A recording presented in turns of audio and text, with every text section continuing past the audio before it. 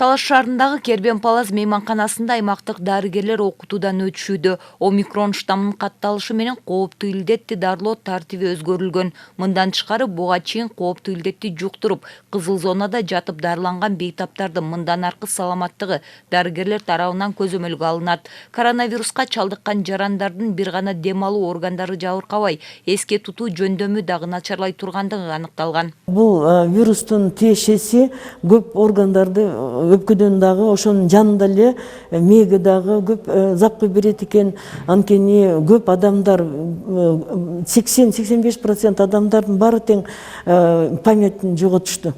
Ошол өзгөчөлүк ошол болуп атат. Эстей алышпайт.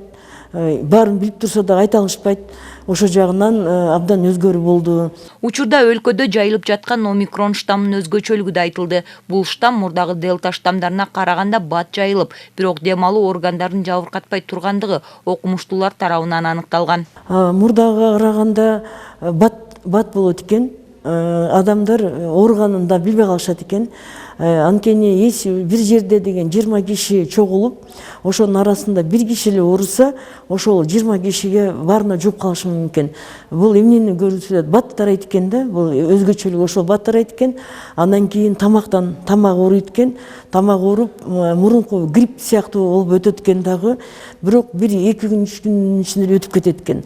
Ал эми бүгүнкү күндө эпидемиологиялык абал аздан болсо дагы турукташып бараткандыгы байкалууда. Алсак бүгүн өлкө аймагында 205 адамдан коронавирус аныкталса, анын 3-өө Таластан. Учурда Көкөй аймактык ооруканасында 6 бейтап коронавирус жуктуруп дарыланышууда. Алардын 5-өөнүн абалы орто оор деп аныкталууда. Бүгүн ошол жаңы 3 учур, 3-өө тең Манас районунда катталып атат. Анан кийин мындайда базаңдаган жалпы ошол республика боюнча дагы ошо белгилей кетсек болот. Стационарда бүгүнкү күндө 16 адам жатып атат. Жаңы жаткырылгандар жок, выписка болгондор жок.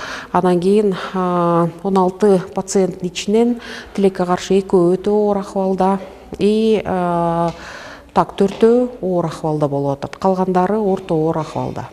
Дарыгерлердин маалыматында коронавирустан сактануунун бирден бир жолу эмдөө алуу. Учурда Талас облусу боюнча биринчи доза 73%га жетсе, экинчи дозанын көрсөткүчү 66%ды түзөт. Учурда бустерлик доза алган жарандардын саны күн санап өсүүдө. Ар бир адам өзүнүн ден соолугу үчүн эмдөөдөн өтүшү шарт. Качан гана калктын 70%дан ашыгы эмдөөдөн өтүшсө, кооптуу илдет коркунучсуз болуп, жамааттык иммунитет пайда болмокчу. Бегайма Сымбаева, Калмурат Мейманбеков, Зина Акматова, Талаш шаары.